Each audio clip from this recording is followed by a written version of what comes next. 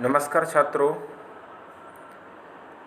मैं प्रदीप द्विवेदी, आपका हिंदी विषय का शिक्षक।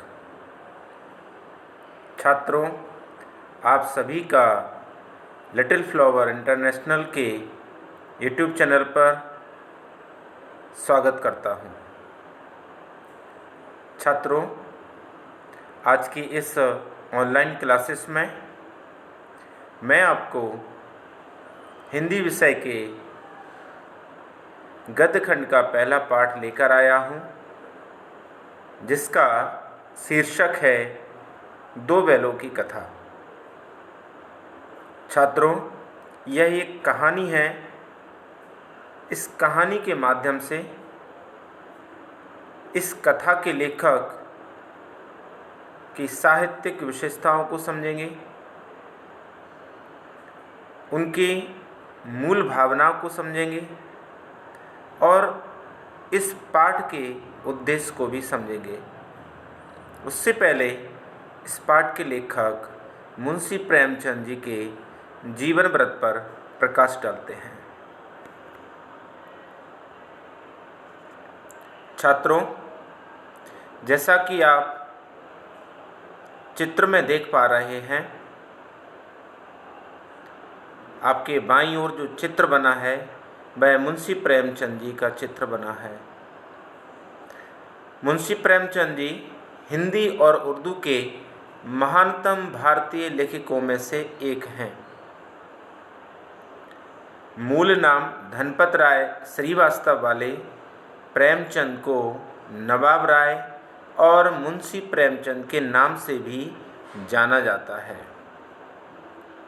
उपन्यास के क्षेत्र में उनके योगदान को देखकर बंगाल के विख्यात उपन्यासकार शरत चंद्र ने उन्हें उपन्यास सम्राट कहकर संबोधित किया था। प्रेमचंद जी ने हिंदी कहानी और उपन्यास की एक ऐसी परंपरा का विकास किया जिसने पूरी शती के साहित्य का मार्गदर्शन किया। आगामी एक पूरी पीढ़ी को गहराई तक प्रभावित कर प्रेमचंद जी ने साहित्य की यथार्थवादी परंपरा की नींव रखी। उनका लेखन हिंदी साहित्य की एक ऐसी विरासत है जिसके बिना हिंदी के विकास का अध्ययन अधूरा होगा। वे एक संवेदनशील लेखक, सचेत नागरिक, कुशल वक्ता तथा सुधी संपादक थे। छात्रों, मुंशी प्रेमचंद जी का आपको पता है कि उनका मूल नाम क्या है? धनपत राय। मुंशी प्रेमचंद जी का जन्म सन 1880 ईस्वी में लम्ही गांव, उत्तर प्रदेश में हुआ था। उनकी प्रमुख रचनाएं हैं सेवा सदन, प्रेमाश्रम, रंगभूमि, निर्मला, कायाकल्प, गबन, कर्मभूमि, गोदान, सोजे वतन, मानसरोवर 8 खंड में कहानी संग्रह के रूप में संकलित है। छात्रों, ये था मुंशी प्रेमचंद जी का संक्षिप्त जीवन परिचय।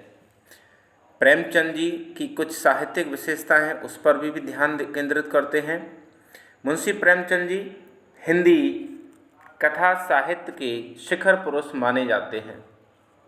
कथा साहित्य के शिखर पुरुष का बचपन अभाव में बीता। स्कूली शिक्षा पूरी करने के बाद पारिवारिक समस्याओं के कारण जैसे तैसे बीए की पढ़ाई की। आपने महात्मा गांधी के असहयोग आंदोलन में भी अपनी सक्रिय भूमिका निभाई।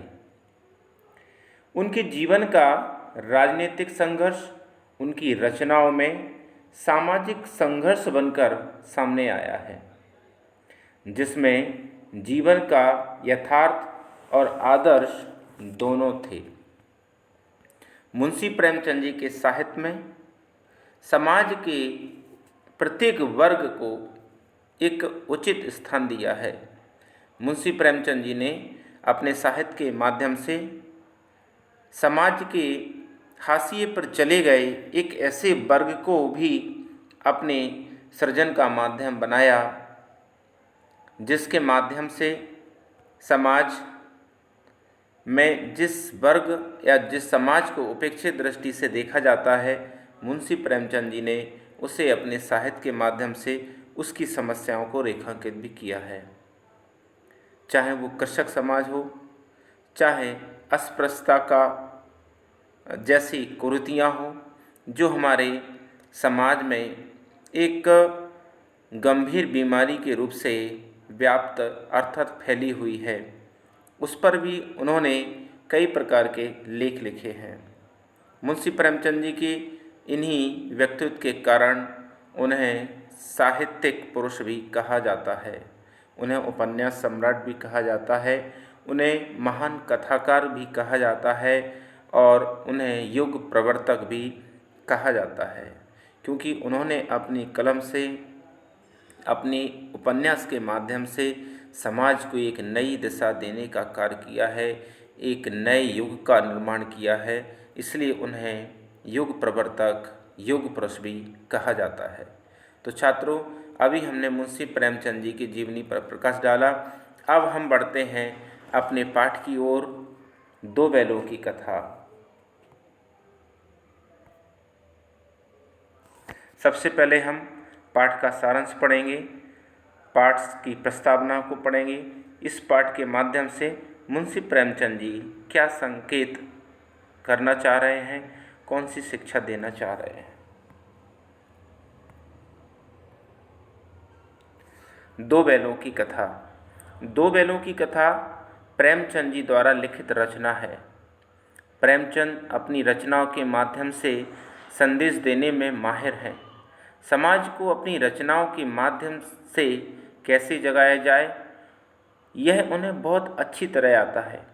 यह कहानी सांकेतिक भाषा में यह संदेश देती है कि मनुष्य हो या कोई भी प्राणी, स्वतंत्रता उसके लिए बहुत महत्व रखती है।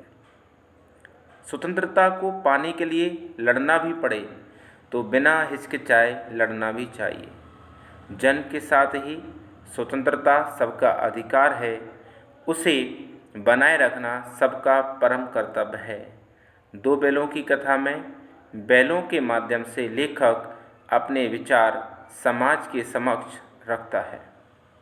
इस कहानी में दो मित्र बैल अपनी स्वतंत्रता को बनाए रखने के लिए संघर्ष करते हैं। यह कहानी दो बैलों के बीच में घनिष्ठ भावात्मक संबंध को दर्शाती है।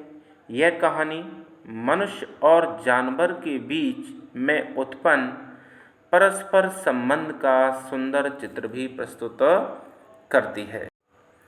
छात्रों, दो बैलों की कथा सांकेतिक भाषा में यह संदेश देती है कि मनुष्य हो या कोई भी प्राणी, स्वतंत्रता उसके लिए बहुत महत्व रखती है। स्वतंत्रता को पाने के लिए लड़ना पड़े भी तो बिना हिचकिचाए लड़ना चाहिए। दो बैलों की कथा में बैलों के माध्यम से लेखक अपने विचार समाज के समक्ष रखता है। छात्रों, दो बैलों की कथा पाठ की कुछ महत्वपूर्ण बिंदु हैं जिन पर हम चर्चा करेंगे। इसके पश्चात अगली वीडियो में मैं आपको दो बैलों की कथा के प्रश्नोत्तर पर चर्चा करूंगा। इस पाठ की कुछ महत्वपूर्ण बिंदु हैं जिन पर हम चर्चा करते हैं। पाठ हिंदी साहित्य के प्रसिद्ध साहित्यकार प्रेमचंद के द्वारा लिखित है। दो बैलों की कथा के माध्यम से प्रेमचंद जी ने कृषक समाज और पशुओं के भावात्मक संबंधों का वर्णन किया है।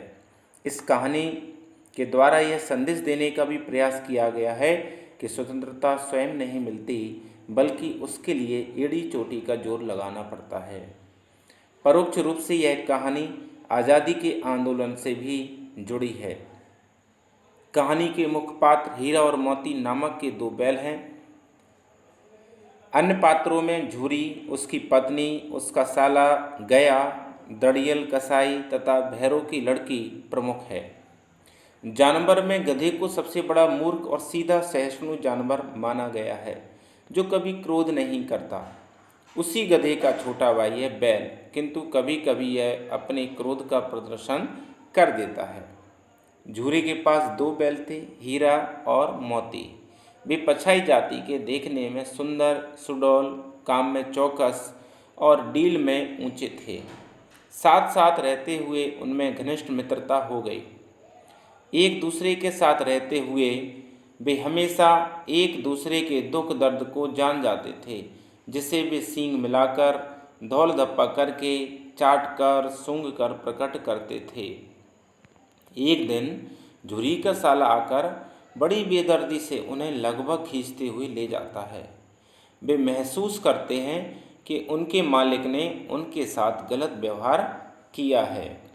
संध्या के समय वे गया के घर पहुंचते हैं, जहां उन्हें नाद में लगाया जाता है, किंतु मालिक के व्यवहार से दुखी और वे नज़र भी नहीं डालते। घर में सबके सो जाने पर वे रस्सियां तोड़कर झूरी के घर वापस पहुंच जाते हैं। सभी उनका स्वागत करते हैं, किंतु झूरी की पत्नी उन्हें बुरा भला कहती है। दूसरे दिन गया फिर आकर उन्हें ले जाता है। घर पहुंचकर सूखा भूसा खाने के लिए दिया जाता है, लेकिन वे उस ओर मुँह भी नहीं करते। हल में जोतने पर पैर तक नहीं उठाते, जिससे क्रोधित होकर गया उनके साथ निर्दयतापूर्ण व्यवहार करता है। हीरा की जोरदार पिटाई होने पर मोती को गुस्सा काबू से बाहर हो जाता है और वह हल रस्सी लेकर भागता है, किंतु पकड़ा जाता है। गया के परिवार में एक छोटी लड़की थी, जिसका पिता का नाम था भैरव। उस लड़की की सौतेली माँ थी, जो उसे हमेशा मारती पीटती रहती थी। एक जैसी परिस्थिति के कारण उसे उनसे आत्मीयता हो गई थी। वह बड़े प्यार से उन्हें एक रोटी चुपके से खिला जाती थी, मात्र उस एक रोटी से उनका पेट भर जाता था। वे फिर से भागने की सलाह करते। एक रात उस लड़की के रोटी खिला जाने के बाद वे रस्सी चबाना शुरू करते। लड़की उनकी मंशा समझकर उनकी रस्सियां खोल देती है। अपनी रक्षा के लिए वह शोर भी मचा देती है कि बैल भागे जा रहे हैं। भागते भागते वे रास्ता भटक कर मटर के खेत में जा पहुंचते हैं, जहां खेत के रखवाले उन्हें पकड़ लेते हैं और वे उन्हें कांजी हाउस में पहुंचा देते हैं। छात्रों, यहाँ कांजी हाउस का मतलब क्या होता है? कांजी हाउस एक ऐसा स्थान होता है जहाँ पर पशुओं को कैद किया जाता है। जैसे जो कोई चोरी करने वाला होता है, दुष्ट होता है ना, जो सजा याफ्ता मुजरिम होता है, उसे जेल में भेज दिया जाता है। उसी प्रकार से ऐसे जानवरों को भी कैद कर लिया जाता है। वह उनका कांजी हाउस कहलाता है। कांजी हाउस में जानवरों की बड़ी दुर्दशा थी। उन्हें भी जब खाने के लिए कुछ नहीं मिलता तो दोनों ने बाड़े की कच्ची दीवार चाटनी शुरू कर दी। विद्रोही हीरा ने दीवार तोड़ने का प्रयास किया। बाद में मोती ने भी उसका साथ दिया। 2 घंटे की कड़ी मेहनत के बाद दीवार टूट गई। सभी जानवर भागने में सफल हुए। दुर्भाग्य से हीरा की रस्सी नहीं टूटी। उसने मोती से भाग जाने के लिए कहा, परंतु मोती मित्रता के कारण उसे छोड़कर नहीं गया। 1 हफ्ते तक भूखे प्यासे बंधे रहने के बाद उनकी नीलामी हुई और दड़ियल कसाई ने उन्हें खरीदा। रास्ते में अपनी चिर परिचित राह देखते ही उनमें मानो ताकत आ जाती है और उत्साहित होकर घर जा पहुंचते हैं। झूरी उनका स्वागत करता है। दड़ियल उनका आक्रामक रुख देखकर भाग जाता है। घर की मालकिन भी उनका माथा चूम लेती है। तो इस प्रकार से छात्रों, हमने इस पाठ के कुछ महत्वपूर्ण टॉपिक लिए थे, कुछ महत्वपूर्ण बिंदु लिए हैं, जिन्हें आपको समझाना मेरे लिए अति आवश्यक था, क्योंकि अब इससे प्रश्न जो पूछे जाएंगे आप उन प्रश्नों के उत्तर आसानी से दे पाएंगे। तो छात्रों, आज के लिए इस ऑनलाइन क्लासेस में बस इतना ही। अगली मुलाकात अगले दिन फिर होगी। तब तक के लिए नमस्कार।